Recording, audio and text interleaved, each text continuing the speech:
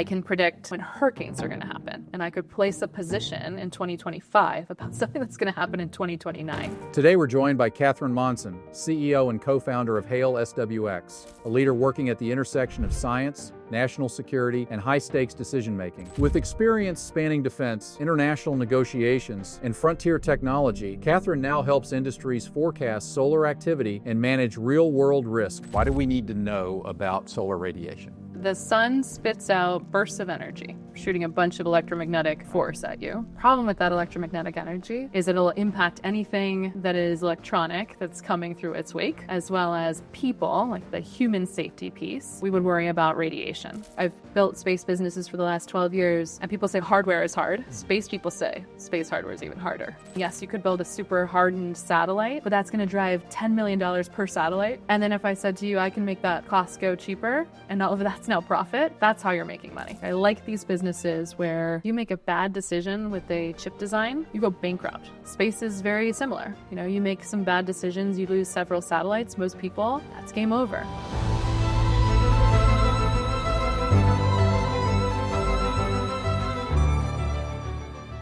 Welcome back to Dallas. How long has it been since your last visit? I was last year when I was 16 years old to go to UNT debate workshop. So Wow. Mean Green. Yeah. One of the best debate programs in the country, so shout out to the Mean Green. Last month, one of our guests, Brent Ryan, who the business school at North Texas is now the Brent Ryan, and maybe his wife's name's in there as well. It's just the Brent Ryan School. Just the Brent Ryan School of Business. So UNT was life-changing for him. He's built one of the world's great businesses, had increasing revenue for 41 consecutive years since he started it. Wow. I don't know how many businesses would qualify on that metric, Not many. but not many. But yeah, let's jump in. Solar radiation forecasting methodology. Why do we need to know about solar radiation? Yeah, so let's back up to the sun. Yeah. We're all used to seeing it. Yes. The sun spits out bursts of energy. So it's actually not that dissimilar to anyone who's worked in defense tech and things that we would call jamming when someone is doing it who's a hostile actor. Right. Shooting a bunch of electromagnetic power force at you. The sun does this semi-regularly. So it'll be, we say the word solar storm or solar flare, and that's the sun spitting out a bunch of electromagnetic energy. Problem with that electromagnetic energy is it'll impact anything that is electronic that's coming through its wake, as well as people, like the human safety piece. We would worry about radiation. So people who would care about understanding what the sun's going to do, anyone who operates satellites, anyone who operates rockets, that includes hypersonic vehicles, so any of the Golden Dome folks who are working on that kind of defense apparatus. Anyone who's flying regularly a polar route. So if you are the pilot who, 5 days on, 5 days off, you do the San Francisco to Amsterdam route, or you do the Tokyo to New York route, those folks are flying through they're always flying through some base level of radiation, but during a solar storm, those folks could be flying through 100x, 1,000x more radiation in a given flight than a base level. The other kind of group of folks who would care about solar activity are folks who rely on GPS.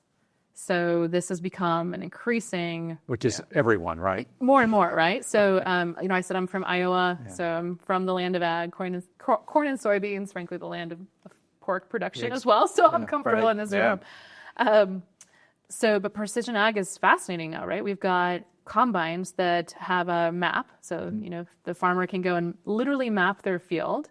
They can then plan where each of the rows is going to be. They can avoid different waterways. And then they know exactly from a GPS set of coordinates where each seed went. Wow. Which allows folks to be even more precise when they're fertilizing, for example, because rather than, what happened when I was a child, where you might do kind of large spraying, or even some of the plain, the crop dusting spraying. The reason that folks are now so precise is fertilizer is a very costly input. So the cost of fertilizer keeps going up.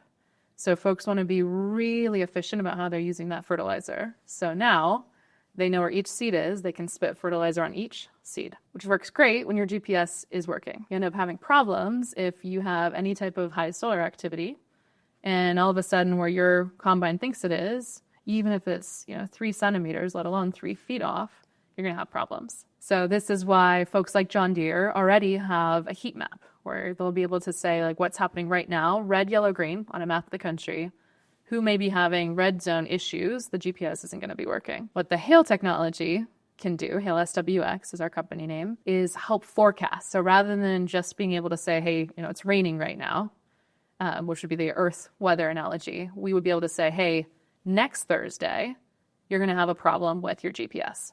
So if you're running a big commercial ag production and you're going to have a team of people that are working for 10 days, you have to have, folks are going to need to rest at some point. You can build in your schedule. Next Thursday is not going to be a great day for fertilizing. Let's try to get all that done ahead of time. Like let's, work on maintenance things next Thursday when our GPS isn't going to be ideal. When Connor was first telling me about all this, if you deal with anything precision that uses precision GPS, this will be affected. But then listening to 15, 20 minutes of you this morning, it felt like that is like the very, very top surface level of this conversation, because then you got into the fact of, well, look at how much agriculture uses automated tractors and vehicles and whatnot, or Tesla. Can you go into the effects, like how many, because obviously the precision of a fertilizer or drilling in oil and gas, that's obvious. But can you kind of go into how expansive this technology and what effects could have? Like, because it sounds like there's just so much more. In some ways, I think that's the beautiful challenge we have when we're talking about our company, is that most companies, I think folks are like, what industry are you in? Okay, I'm in oil and gas, I'm in real estate. And when folks ask us, like, what industry are you in? I have to be a little careful to answer the industries that we can help, because it is so expansive. So we're helpful in oil and gas, we're helpful in mining, we're helpful in agriculture, we're essential for spacecraft operation, we're essential for human and avionics safety in commercial airlines. There is a financial service as part of our business that we're still exploring. So early stage, we're actually actively looking for a quant hedge fund partner. One of the things that blows my mind as I first started, meeting Scott, my business partner, understanding what he had built over the last 14 years was, oh my gosh, the sun is the single energetic variable into Earth systems. It's like, I just have to stop and pause for a second, right? That's a kind of a mind-blowing thing to think about, that the Earth, is like a closed ecosystem. The only energy variable coming into the system is from the sun. So what that means is if you understand that key, you can start to say, okay, I can predict when El Nino, La Nina is going to happen. I can predict when hurricanes are going to happen. I can predict that it's going to be cold in Michigan, Wisconsin, Ohio in 2029. Okay, from a financial perspective, that means I could go do LNG futures trading, and I could place a position in 2025 about something that's going to happen in 2029. Kind of an insane thing to say, right? Like, we're so used to working on more human timescales. What Scott, my business partner, who is an astrophysicist, what he discovered was how the sun works. So how the sun generates magnetism at the poles, how that magnetism processes to the equator, it's opposite polarity, so it cancels out, and the process happens again. And so once he understood how the sun works, he realized we can understand what the sun is going to do and predict it. One of the things this morning, again, and I have a little leg up on you because I got to hear this morning. Yeah, you got to preview how much the sun actually affects. Because like it feels like there's two variables. There's gravity from the moon and also the sun as well. But then there's the energy from the sun, and everything can kind of float up. And how until recently is, you kind of go halfway because you only give half information, but now with your company and your technology, it's the other half of that information. Yeah, I think it goes back to, I'm not sure when you guys learned about solar systems, but I remember viscerally, here like today, but today we learned about the solar system. Right. Right, but being an elementary school kid, and you have your little diorama model of each of the planets, and learning, in the second grade for me, wow, we live in the Goldilocks planet. Like, we live at the perfect distance from the sun for life to exist. So we all kind of intuitively know that the sun really matters for all of the things that we take for granted. And this is, Ryan, to your point, the next step for us to say, not just do we feel grateful that we live in the Goldilocks zone, we can start to characterize just how dynamic the sun is. And we don't just, it really, for me, puts me back into what it might have been to be living in, the year 1500. And to then have all this science happen in the 1500s that says, wow, we're not the center of the galaxy. We're actually part of a solar system. Like, what does that even mean? And all of these kind of fundamental ways that our understanding of the universe changed. That's kind of what's happening again here with the research that Scott has discovered. And let me just ground for a second too. The work that Scott has done, this was such a breakthrough in the field of physics that the initial discovery is published in Nature. So this is a sea change in the understanding of how the sun works. We're then lucky to be able to say, okay, once we understand how it works, who cares? Like, what can we do with this information? What is the opportunity to help people with real problems and help people with the scale of problems that are millions of dollars per an individual company, such that they're willing to then come to us and spend hundreds of thousands, millions of dollars with us to help them solve their problem. Hopefully the Pope won't come arrest you for the blasphemy. Yes, for the blasphemy the middle of the world. Right, of changing our perspective. I hope we're past that. We'll see. I don't think Leo is interested in that. He's a good Chicago guy. Oh, yeah. I think he's probably learned the same in elementary school. I'm sure he has a diagram of his own. Yeah, probably so. From a practical standpoint, I'm a farmer in Iowa, and I now have this incredible technology, and I can put that seed exactly where I want, or I can have it put exactly where I want because of this technology. And you can tell me that I shouldn't fertilize it on this particular day because there's going to be sun activity that would throw my GPS off. I get that. So you're going to optimize the use of that technology and that makes them money. What about aircraft? So are airplanes at risk of crashing? I've not thought of that as a risk because of solar activity. Are they going to take the information you provide and alter their flight schedules, or how does that play out in aviation? Yeah, so I want to be clear, it's not an issue of crashing per se. It's the sun activity creates radiation, and radiation is harmful for electronics, so right. Avionics boards, as well as people. Right. Airlines have very detailed maintenance schedules already. What we can help with is that the radiation environment is dynamic. So it is a function of the solar cycle. So actually where we are in the cycle right now, we're ramping up on radiation. So if folks are looking at a log and saying, well, for the last 5 years, this particular aircraft, like a 787, we needed to replace this avionics board every 9 months, every year and a half, whatever the right time period is for a given set of electronics. That's not static. So if you have a plane that's flying polar routes, it's going to get exposed to much more radiation than other planes in the fleet.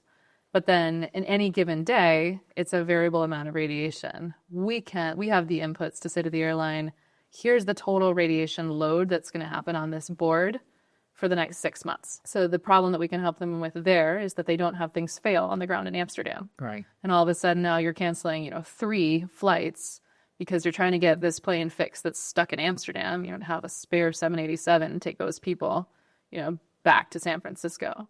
So that's a piece of the radiation. We've also had some interesting conversations with, let's talk about the regulatory aspect of this. So the FAA is responsible for safety. That's their function in our economy. The FAA has a radiation model called CARI 7. So having great conversations with those folks to be able to, again, help them anticipate different levels of radiation for different types of work is really what it comes down to. So like if you're a pilot and you're flying 5 days on, 5 days off, San Francisco to Amsterdam, you're going to get a different exposure in radiation than someone who maybe flies the same number of flight hours, but they fly Miami, Dallas. So helping them understand the dynamic nature of radiation and incorporating that then into the guidance that we give people to be able to operate in these roles safely. From your company's standpoint, how are y'all operating? Are you operating like a SaaS? Are you operating like a newsletter and like, hey, I pay you money, and then you just say, hey, on Tuesday next week, there's going to be a solar wind, so don't do anything that day. How do I do business with you? Or how does Lane and his farm and his autonomous vehicles, how do they pay you money? Yeah, so it is a SaaS business model. Our short-range product is an API. So most of the customers, I should say all, really exclusively the folks who use the short-range model, they have machine-to-machine setup. So they're pulling the forecast data directly into an existing model that they're using to understand radiation or to understand drag for spacecraft, for satellites. We do provide more of a white glove service. Part of that is this moment in time that is transition. So folks haven't had access to this type of data before. This is something new that folks are realizing, wow, before we kind of did a shrug, like the sun does crazy things. And let me just kind of ground this in an example that I find that often folks have seen in kind of more tech business media. SpaceX, and again, a very high quality operator. So I say this with kind of the grounding of like even folks who play this game at the highest level have run into problems. SpaceX launched 100 satellites directly into a solar storm. Oh. So, rough order of magnitude, this is a $2 to $5 million asset. Frankly, it could be more, but let's just be conservative. Let's say it's a $5 million asset, 100 of these assets. You think they're going to be on orbit for 5 years. That's your business model. They burn up in 5 days. Oh. Painful. Yeah. SpaceX is well capitalized, so they were able to say, wow, that was a real bummer, but we're self-insured. We'll go back to the capital markets. We've got, the war chest that we keep going. A lot of companies wouldn't be able to shrug off a $500 million loss in a single day. That's the type of status quo problem that we're coming in to help solve, which is we can now help you understand when you should be launching, where you should be launching. So if there are periods of high solar activity, it's almost sometimes the analogy I use is if you think you're going to swim through chicken broth and then you're swimming through clam chowder. So if you have clam chowder, more friction, more drag on that satellite, it's going to come down faster. Well, earlier you brought up the buckets of helpful and essential.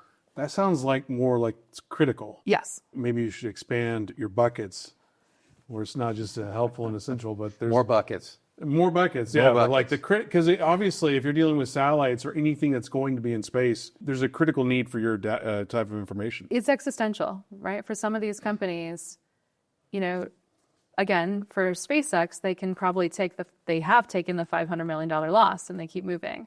Most companies don't take the $500 million loss and say, cost of doing business. Most companies end up in a situation where they're raising on really bad terms.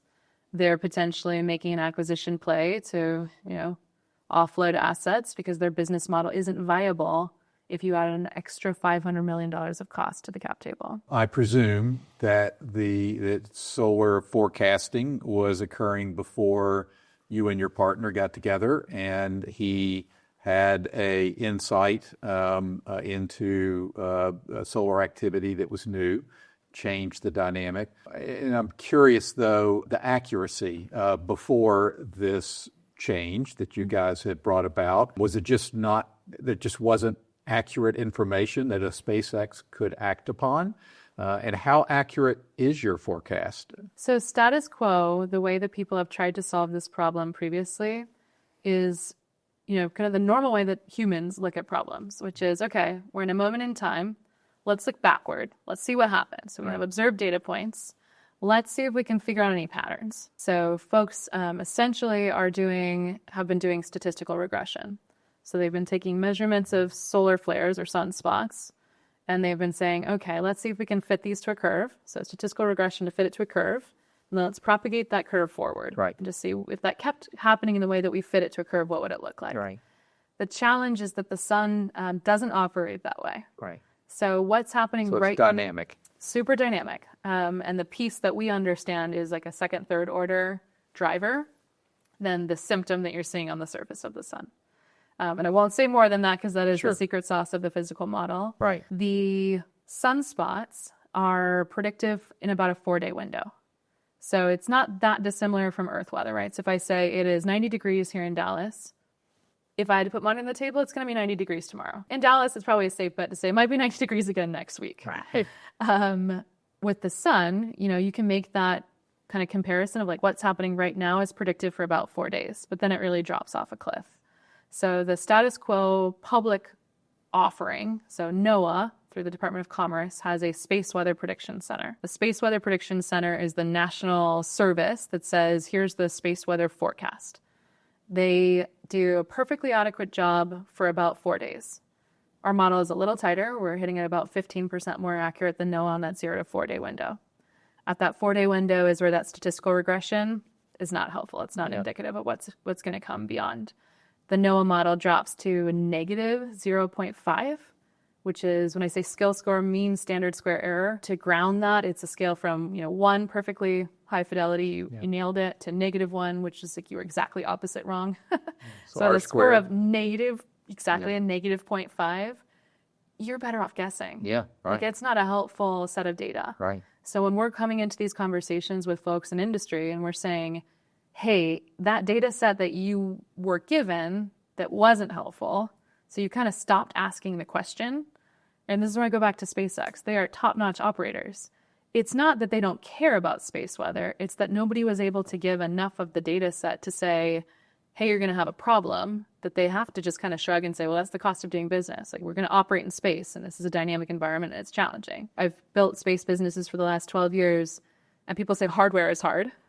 Space people say space hardware is even harder. There's so many things that can kill you in that operating environment. So what would you tell the people that are like, we've had all of human existence without the utilization of this technology or information, totally understand the 100 satellites, $500 million loss. I'm just saying, it is once in a blue moon that happens. Why should I pay you, or what's different? Like, what is the multiple factor? Like, what is the huge win? It's like, am I going to improve 5%? Am I going to improve 1,000%? Like, what is the, oh my God, where have you been all my life? I need you in my operation. Yeah. Like, what is that element? Let me ground for you that it's not once in a blue moon. So the solar cycle is an 11-year cycle. We are coming down from solar maximum.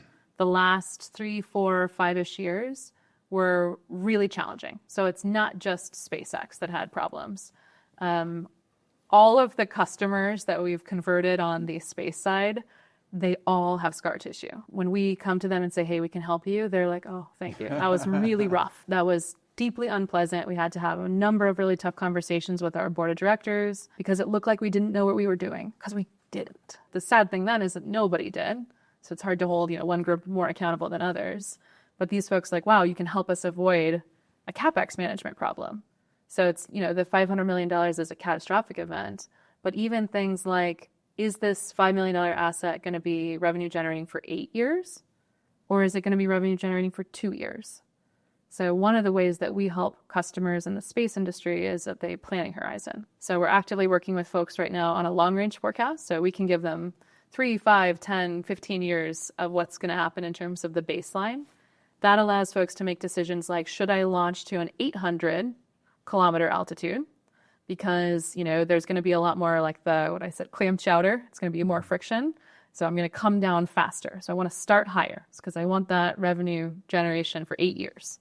That's a choice that they could make if they understand, yep, this is going to be a higher friction, higher drag environment. Some folks have the opposite problem. So there's a whole set of licensing that you need to get from the regulatory side, where there is now a streamlined process through the FCC, Federal Communications Commission, that says you have to be deorbited within a particular time period.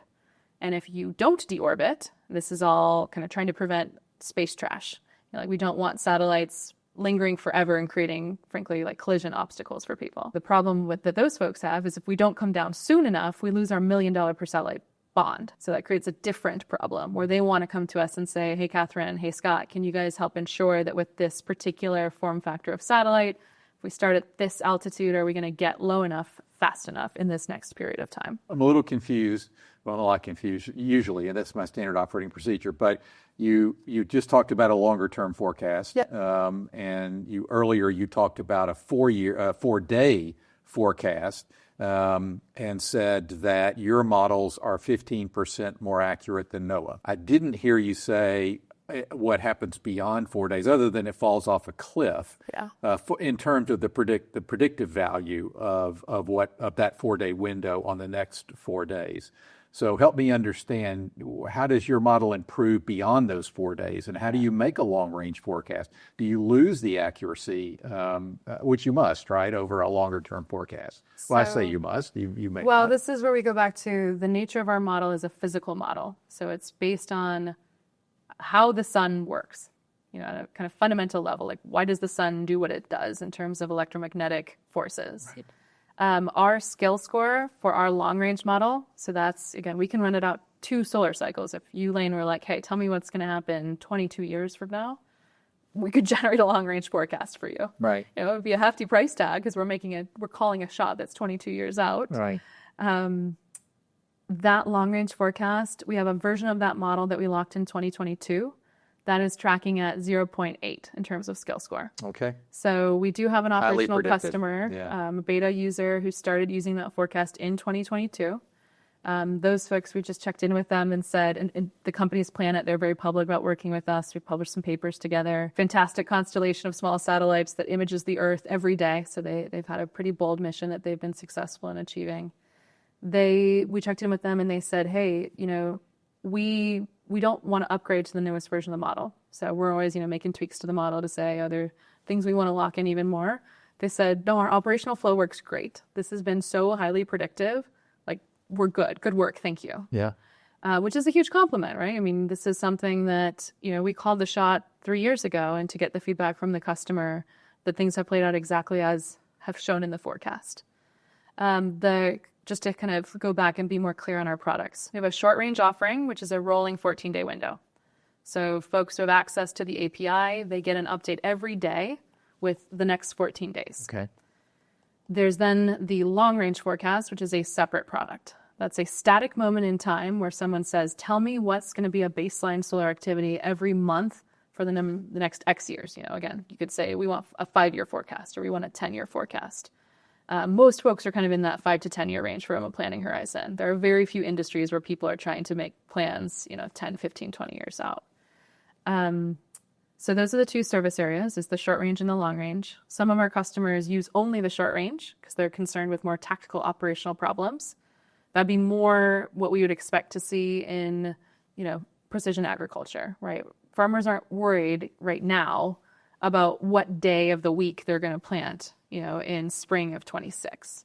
They're worried, hey, am I going to have issues with, precision-related impacts for harvesting? So that shorter range model is more for people who have operational tactical problems. The long-range forecast is for folks who need the planning horizon. So they're making decisions about design. They're making decisions about what hardware is going to be, built and flown. That's a big piece of the space world. Satellites, even with new space, with things moving faster than more traditional prime contractors were moving, it still takes a year, 2 years to design, build, launch the satellite. And you want that satellite on orbit, typically, for at least 3 to 8 years to be able to, monetize something that cost you $5 million to get it up there. So those planning windows are where we're working with folks because we want to help them design for the operating environment that they will experience. Couldn't I just make a satellite or spacecraft or whatever that was more protected against radiation? Absolutely. And then therefore, it doesn't matter what crazinesses the sun is giving me. That's exactly how it was done before, right? So folks who are operating geo satellites, those satellites typically have decades-long tenure. Those satellites then need to be prepared for solar maximum, solar minimum, and that was exactly how we approached aerospace, kind of in a more of a legacy mindset, which is like you prepare for the worst case scenario. But it's no different than if you were preparing for the worst case scenario in your personal life. You're going to throw money at the problem. So what changed is when folks started to operate in a more cost-effective way, building smaller form factors, flying in lower orbits, so low Earth orbit, LEO is a term you often hear for folks operating kind of in this new space model. All of that is about, can you create a business model that wouldn't have been viable before because you can do it at such a lower cost basis. So if all of a sudden you said, oh, Katherine, I'm going to try to go, operate in VLEO, which is operating in a super high drag environment, and I, want that satellite to last 10 years. Okay, you're now hardening that spacecraft. You're adding so much propulsion capability that you could be adding $20 million of cost. And also just doing something that's operationally risky. And then probably is way more heavy, which means the rocket is way more expensive. So material costs and logistic costs skyrocket. Exactly. Versus if you said, my business model is I'm going to take beautiful images of the Earth from VLEO for all sorts of, intelligence type purposes. And I just need this to work for 3 years. If you're operating in the next 3 years, that's going to look very different from a drag environment than what would have been true the last 3 years. So we can help our customers by making decisions that are going to be true of the operating environment they're actually in. From the forecasting standpoint, I'm assuming that, hey, we've got the solar wind or whatever, it's going to affect this rotation above North America on X date. So therefore, maybe make the satellite go on the other side of the world so it avoids it? So for is it spacecraft, that? it's pretty global. Okay. So typically what you're thinking about with satellites is just altitude. So where are you in terms of your orbit? It doesn't so much matter if you're in an orbit that's going, North Pole, South Pole, North Pole, or if you're in an orbit that's going around the equator. That is not going to change your drag. For aircraft, the way that our magnetosphere, so the magnetism around the Earth that shields us from radiation. There's a reason why astronauts are more exposed to radiation than those of us here on Earth. It's because of our atmosphere. It's because of this magnetosphere. At the poles, all of that radiation that gets kind of in our Earth sphere, our zone of operating, gets sucked up to the poles. So when you're an airplane and you're flying through that and there's a high solar storm, actually, I should have started with this. The aurora, right? People think it's beautiful. I used to think it's beautiful. I still think it's beautiful. Honestly, it's gorgeous. It's super interesting. Sounds like it makes you money, though, is what you're going to tell me. It's not something you'd want to put your body through. Right. Right? It's radiation. It's electromagnetic power. That would not be a safe place for a human body to be. Oh, wow. So if you are a person and you are flying a polar route in the middle of a solar storm, you're getting exposed to a lot more radiation. And that's the type of thing that we're able to help airlines predict. Don't go flying directly through this solar storm. Maybe that's a day that you want to change your flight plan to go either lower altitude and let more of the atmosphere protect you, or you want to go lower latitude and stay out of kind of where all of the radiation is getting concentrated. Everything I'm hearing so far, like cost mitigation and saving on potential, like almost like an insurance policy. Yes, I think a lot of people make that analogy. How can I be proactive with your technology to actually make money? I'm going to show my bias as an operator, right? Like as an operator, always sitting in the operator seat. All of that cost basis drives whether my business model is going to work or not. And then things like space, when we're talking about, I'm saying, hey, Ryan, yes, you could build a super hardened satellite, but that's going to drive $10 million per satellite, and you're going to own a fleet of 50 satellites. And then I would say to you, great, you want to go find, an extra 10 times 50 $1 million in terms of revenue. And then if I said to you, I can make that cost go cheaper and all of that's now profit, that's how you're making money, is you're looking at how does this business model close? And anything I can do to bring my cost basis down, that converts directly into profit. My background has been in high capex business. So I like to play on hard mode. Like I like these businesses where, semiconductor is a good example of this. You make a bad decision with a chip design, you're billions of dollars into building fab lines. If you're wrong, you go bankrupt. Like, there's not a play it again, oops, our bad moment. It's a, wow, that was existential. Space is very similar. You make some bad decisions, you lose several satellites. Most people, that's game over. You don't get to go ask folks, hey, I need another $100 million. So sorry, I was irresponsible with the last $100 million. So this conversation kind of dovetails to a previous episode with Ken Hirsch, because he was talking about how it's all about simplifying. And it was like, volume times price minus cost. So for in this situation, if you can increase the amount of satellites, at a lower price and it's a less cost, you're making up for everything. So yeah, and I'm saying, it may not be apples to apples analogy, but it makes sense. No, it's perfect, exactly. And all we're saying when we go to folks is, hey, we can help you save this amount of money, and we're going to take a small percentage of it, and then you're going to gain the rest of it. Oh, so you work on points? Typically, the way that we're selling to folks is a flat rate. Because we do want, especially in this early go-to-market stage, we want it to feel really fair to folks. Like the forecast is the forecast. So if you have 100 satellites and Lane has 10, sure, you're going to get more value for our forecast because you're going to be able to take that savings across a fleet of 100. And Lane's going to say, okay, but I'm using the same numbers, even if I'm getting less, savings from it. We're really trying to be fair and transparent at this stage to say, Lane, if you keep growing your fleet, great. Then you're going to get even more value from this. And Ryan's able to capitalize on day one because he's a little bit ahead of you in building out his fleet. When I say that we're capturing the return on investment from the customer perspective, we are literally sitting down and helping them understand that. So here is where you are unlocking the savings for your specific set of customers for this specific moment in time. Before worrying about space weather and solar events, we worried about normal weather here on Earth. And I'm from Memphis, Tennessee, which is when I was growing up there and early in my career as an investor, we had the world's largest cattle trader, the world's largest pork belly trader, the largest, most of the ags. And some of them, like Sparks Commodities, developed their own in-house weather teams. And they invested significantly into that technology, those resources, and their weather forecasts were so much more accurate, they were able to monetize that through effective trading, right, of the commodity contracts around that.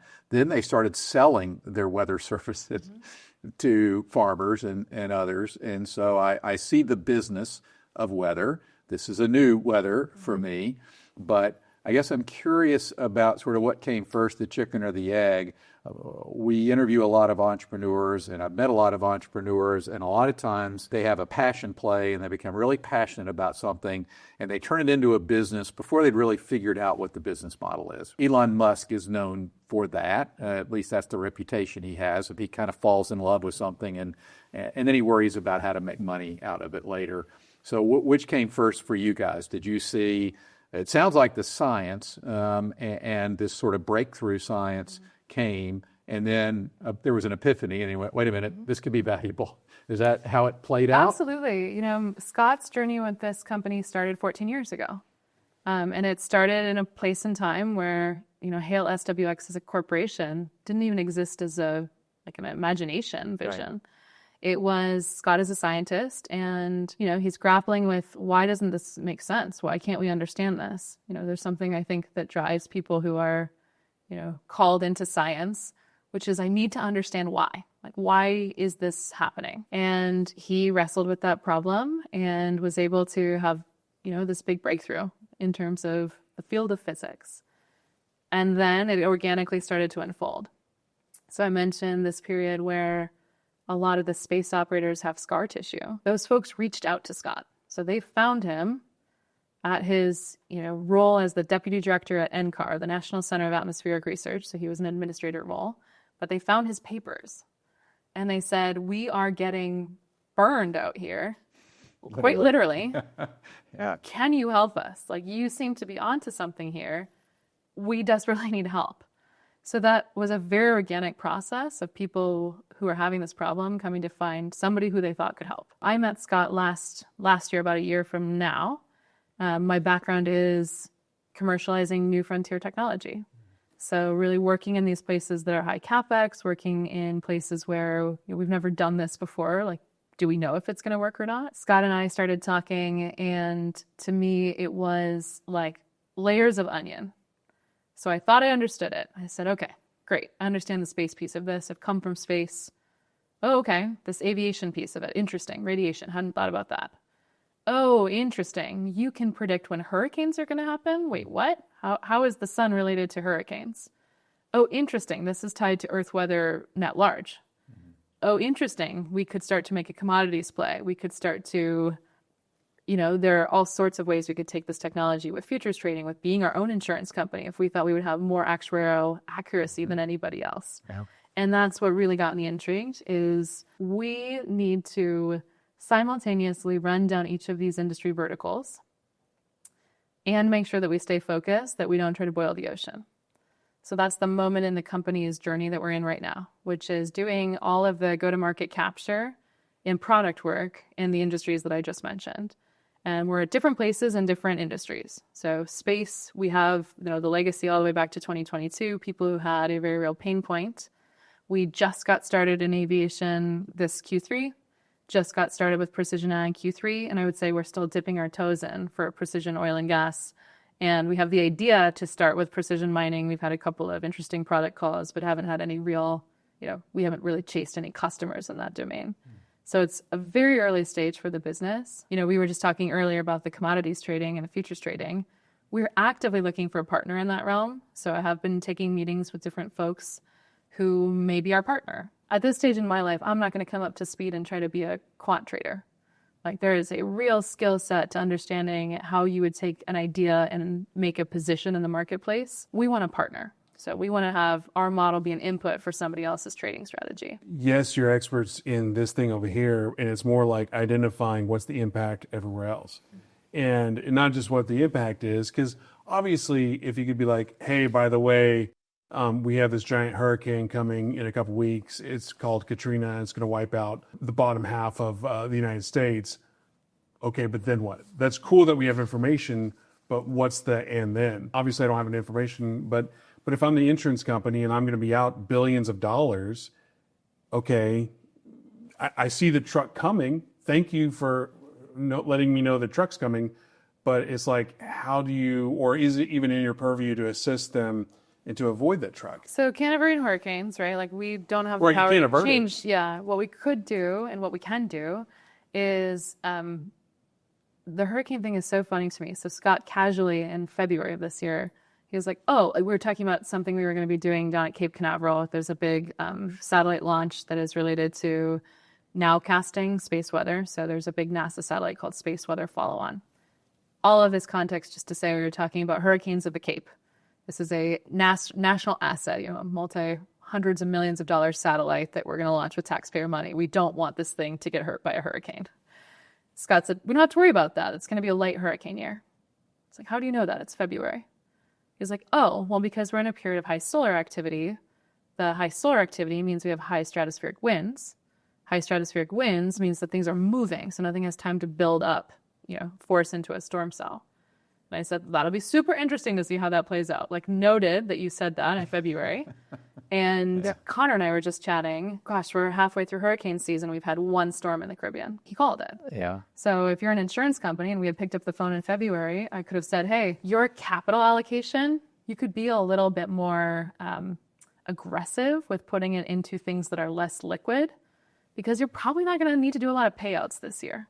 So if you want to go grab a couple of extra basis points with the capital that you have, ready to deploy, this is the year to do it. If the converse were true, and I think we're going to head, there's going to be periods in the forecast that show the opposite, we would say, if you're going to go re-up policies for 26, 27, 28, we would recommend that 28 extension, you need to price that differently. I think we would expect that you would see a lot more activity.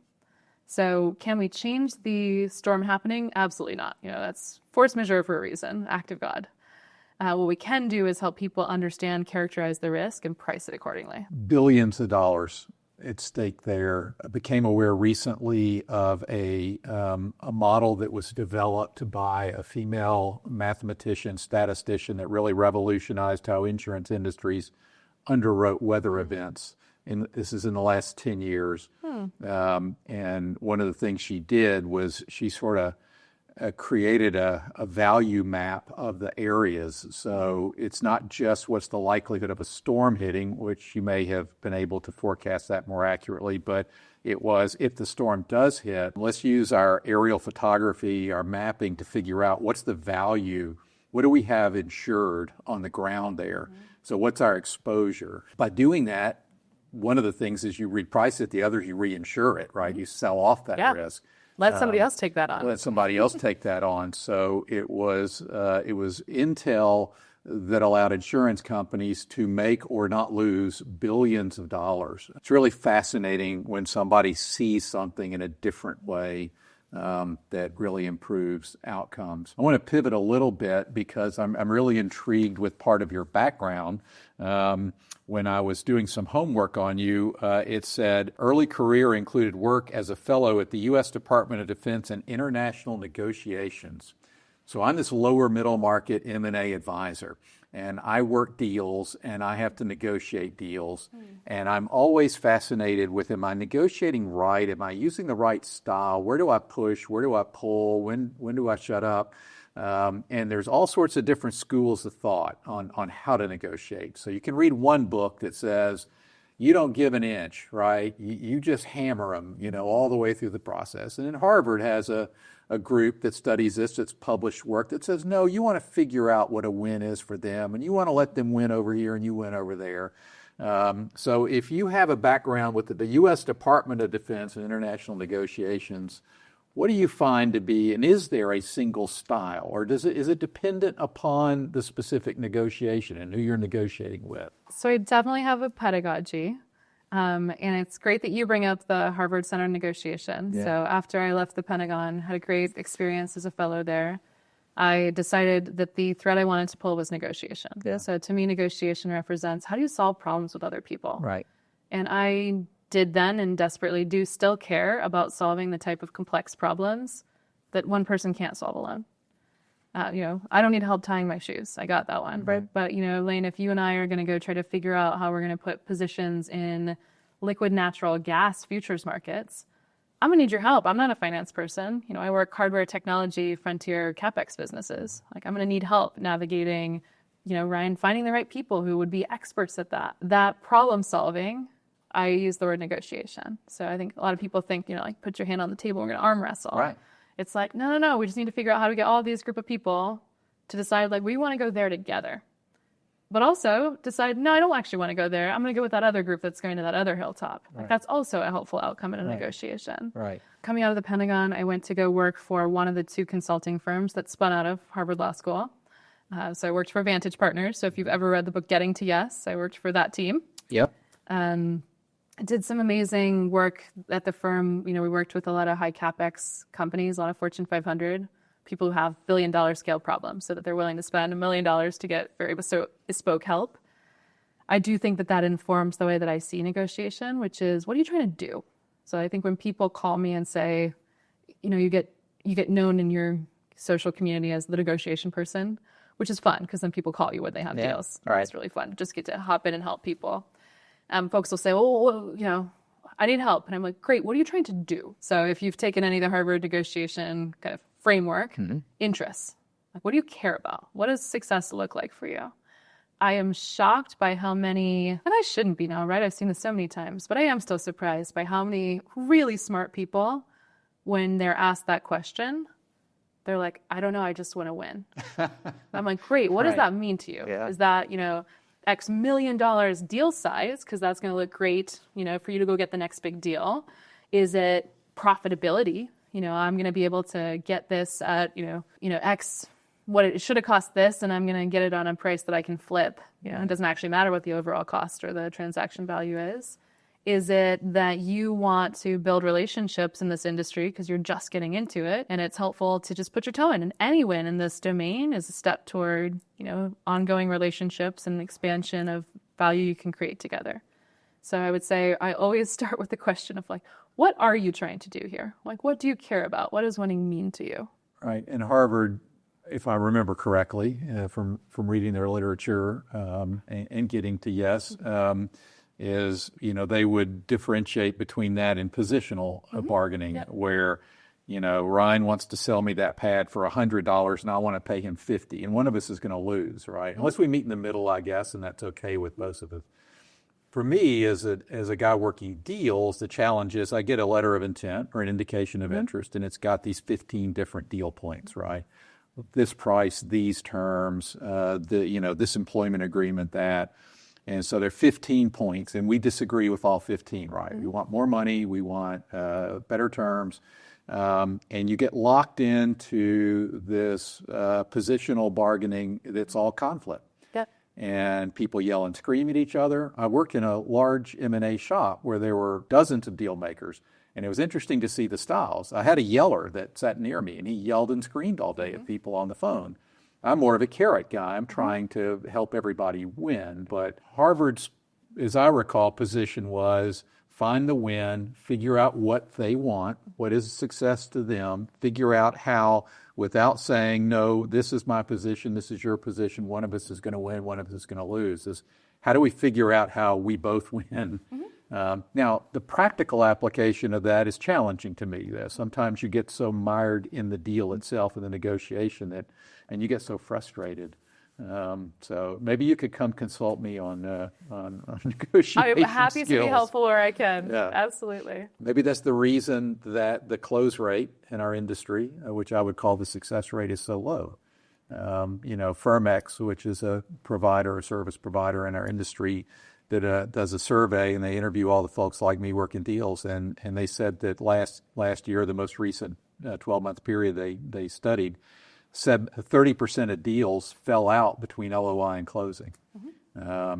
And the sort of accepted rate in the lower middle market where I work is that only about 30% of deals that go to market actually transact. You think that's because of ego and unrealistic expectations? I think those are two variables. I think they're more 'cause than obviously that. my business is $1 billion business. Exactly. Hey, would you like to? I'll offer you $1. Now we've got a positional bargaining. What's the difference? Going on here. Yeah. 500 million. But yeah, I mean, there are a lot of variables. I certainly think that when it comes to privately owned businesses, people have a real misconception of what their business is worth. And there's really not great data out there, right? It's not like if you own a house, you can get data. You can go online and immediately get data that says, well, my neighbor over here and over here and over here sold at this much per square foot. I think I'm the best house in the neighborhood. Maybe I'll get the high end of the range. Maybe I'm the worst house. But if you own a manufacturing company in Denton, Texas, what are you worth? Well, you pick up the paper and read SpaceX's valuation and you go, oh, well, I'm worth 1,000 times this thing, right? Well, no, you're not. Well, going off that conversation, you take a company like Hale SWx, where it's a fairly new startup. Right. Potentially billions and trillions of dollars worth of impact. Yeah. How would you even evaluate that? So one, it's a SaaS business, software as a service, and so it's a subscription model, and this will be no surprise to our guest. The marketplace is in love with businesses that have that recurring model from subscriptions. Low overhead. You're in from a CapEx heavy industry, and now you're in the full other flip. You've gone a full flip. I gotta tell you, it's making my life a little easier to be on this side of the low OPEX, low CapEx, just go to market. Absolutely. So, if you were to value it today, which they wouldn't want to sell right now because they got the world by the tail and they're going to go, sign up a lot more people. But if they were to value it today, they would take a look at that revenue stream and they put a growth rate on it and they discount that to present value, and then there'd be a multiple applied to it. And right now, the multiples for a SaaS business are through the roof for the right SaaS businesses. They don't have a lot of churn. Their customers aren't turning over. Wrote a piece the other day for my clients that talked about when businesses and industries are valued at multiples of revenue, there's something really good going on, as opposed to multiples of earnings. And there are a handful of industries that are valued at a multiple of revenue, and they're in one of them. With that said, every dollar that they add, it's just there's a huge multiplier on top of that. So I don't know where they get to that sweet spot where they go, we'd rather sell part or all of the business. Well, what's interesting about this conversation, because it sounds like, and again, I don't know your field enough, it sounds like you're doing something so unique and so new, revolutionary. You're the only one in the space, potentially. That model seems a little archaic. Amazon, they made a profit never, but they're still like trillions of dollars or whatever it is. So it's like they made a profit by now. I know. I'm being hyperbolic. They didn't for a long time. Uber, when you got something like this where the impact is billions and trillions, and somebody's like, well, you've made X dollars, I'll give you $10 million. Yeah. $10 million may be a multiple, may be low, but let's just say it's $100 million. And if here's a $100 million offer, it's like, that might be a lot, or it might be a drop in the bucket because maybe it is a $10 billion business, a $100 billion business. Yeah. I guess at some point it has to only be about the numbers, but at what point is it also about the vision and the technology? Vision translates into growth. Growth translates into a higher multiple. If in knowing this much about what they do, what I would say is if I were trying to assess risk, I'd say, okay, you guys have a secret sauce. How long will you have that secret sauce? When will somebody else figure out what you figured out, right? So do you think 50 years from now, they'll still be the only people that know what they know and have the ability to make that forecast? Yeah. Well, if it's not 50, is it 20? Is it 10? Is it 5? What is it? It's really not a technology. It's a knowledge-based thing. They've discovered something that others haven't discovered yet, or a way to apply something that nobody else has figured out how to apply yet. I think it kind of falls into trade secret at this point. I do think Scott has like a 3 Sigma brain. Yeah. Do I think other 3 Sigma brains exist? Absolutely. Will those people be drawn to the field of physics? Will eventually someone walk the same path that Scott walked? Absolutely. So I do think that there's a piece of our business which is serving industrial applications where then the strategic mode is, we've already commercialized this. We already have relationships with folks. Let's make sure that we do right by our customers, that we're giving them accurate data in a format that's easy for them to receive, that's priced appropriately for the return on investment that they're receiving. Then we're in a good spot. I think that's a good place to be as a business. We do, I think, have a unique window of time when it comes to futures trading, because currently we are the only people who can, call a shot that says, hey, LNG prices in the Midwest are going to be more expensive. Let me say it differently. The demand for LNG is going to be much higher in 2028. Right now, nobody else can make that position in the same way that we can. So sure, I'm sure other people have ways that their trading strategies play out. But the uniqueness of our model is the length of time that we're able to start to call some of these shots. And that's where I think when we're talking about valuations, it's delightful to be a private company, because we can really, excuse me for sounding crass maybe, but it's a money printing machine if you figure out how to put the inputs into the right model and then get the right outputs. So I think that's why we're excited about this financial services piece, because there is a window of time where we're the only person who can answer that question. So what is the next 3 months, 6 months, 1 year? Yeah. So again, we are customer obsessed right now. So when folks have been so generous, I think that's the beautiful thing about being a person who builds businesses, being an entrepreneur, is people are always so generous to say, how can I help you? And the way that I answer that question is always, please, if you know someone in space, if you know operators in precision ag, if you know operators in precision mining, I want to talk to the customers. So if there is someone that you have heard has this problem, please don't let them suffer in silence. Or you're a little melodramatic here, but don't let them suffer the way they have been status quo. We can help them. So put them in touch. Let's talk to them. Maybe that converts to a sale. Maybe that's just helpful product input for us. More specifically, because we're here in Dallas, we're here in the heart of the financial industry, we would love to find a quantitative hedge fund partner that would help us be able to translate our understanding of what's going to happen in terms of space weather, in terms of Earth weather, in terms of liquid natural gas markets. That's probably the one that we think we have the highest there's a direct causal relationship that we can track in the markets. But frankly, we don't know what we don't know in futures trading.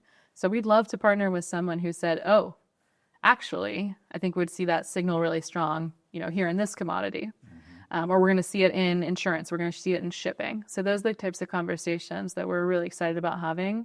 Where we'd love to be, 3 months from now, I'd love to have more of a sense of which of these industries do we want to focus on. Which ones are put all energy here, move fast. Which ones are interesting, but we can play it out in phase 2. A year from now, I'd love for us to have a really clear conception of, these are the 3 industries that we are hyper-focused on. These other things, sure, it's interesting, but we don't think the return on investment is so strong to justify spending time on it. Or we could find the opposite, which is, go hire a whole big team of people in kind of a SaaS, software as a service model, and just deploy them in each of these verticals because they're all super interesting. And it's just a speed to capture game. And we're going to hire the world's best SaaS sales team to go sell this super interesting frontier technology. I think those are the types of questions that we're answering in the next year, but it's all feedback from customers, all feedback from the marketplace. Well, best wishes with that. What a fascinating thing. So I guess as we may get close to wrapping up, I would say that it occurs to me you probably, when you were 10 years old and some obnoxious parent like me said, what do you want to be when you grow up? It wasn't a forecaster of solar weather. I want to be the Secretary of Defense. So it was a very obnoxious answer. Really? That was I really wanted to be the Secretary of Defense. That is so cool. I've never met anybody that wanted to be the Secretary of Defense. We got close. I mean, you got in a playing field there somewhere. And I think I say this with so much respect for public servants. I think I got close enough to realize that, in the same way that you want to be a trash person when you're, 5 years old, you're like, that's a really cool truck, I want to drive it. Yeah. Got close enough to be like, I don't know that I actually want to do that job. Yeah. It's a hard job. My parents always remind me that when I was young, I wanted to be the fire truck. Not the driver of the truck. No, the truck. I wanted to be the truck. And I'm like, what kid says that? Yeah. That's amazing. The same kind that says, I want to be Secretary of Defense. Right? I don't know if that's an actual attainable position. It is. I can't be a transformer. You can't physically just wait a couple of decades, Ryan, and we'll see what the biomechanic field can do for you. It's true. Yeah. You've navigated into a really interesting space. You bring in all the talents you've had from these other iterations to it. And I'm excited to watch what happens. Very true. I'm now going to be really intellectually curious about this area. I'm going to be paying more attention to solar activity. I'll call my shot, because we've been talking about forecasting and calling shots. I think y'all have the potential to be $1 billion business. You heard it here first, team. The deal table. Yeah. Hale SWx. Again, when Connor first started talking about it, it was like, and then every conversation, there's more, even this morning or even this conversation, you just more and more the applications of it and how it affects your current model. I don't know if that's going to be what gets you there, but it's like what Ken Hirsch was saying, you got to pivot and you got to figure out the pathway to get there. And that's just your classic entrepreneurism. But with what y'all are doing, if you're the only one, you're the only players in the game at the moment, mm-hmm. And if you're only one in the field playing the game, and the game is, has that billions and trillions of dollars worth of impact, it's like you could be Scrooge McDuck and swim in the money pit. McDuck, wow, the money pit. And you say that, right? I say, thank you. And also that's why I feel we have such an opportunity. But I say this as a true operator. It's our game to lose, which holds us to a high bar, right? Like we want to be the high performance athletes who, set a new bar, set a new record, decide this is frontier technology that is not in the land of sci-fi anymore. This is in the land of reality. So I think when you interact with me, when you interact with Scott, when you interact with Connor, you see that in the way we approach this is our moment. Like we need to seize it now, and we need to be bringing this information to people to be helpful. Like we shouldn't all be shrugging at the sun, being like, well, that's a bummer that we lost $500 million of satellites. Like bummer that people are maybe, being exposed to too much radiation. Like bummer that we're going to have hurricanes that, it's really hard to price. Like these are things that to me just feel so connected to what it means to be human and be in the process of discovering more about our world, which is like we always move toward progress. We always move toward understanding something that, before it's known, it's mind-boggling. I think we're right in that moment right now with space weather. Well, thank you so much for being here. Thank you, guys. Thank you, Katherine. That's great.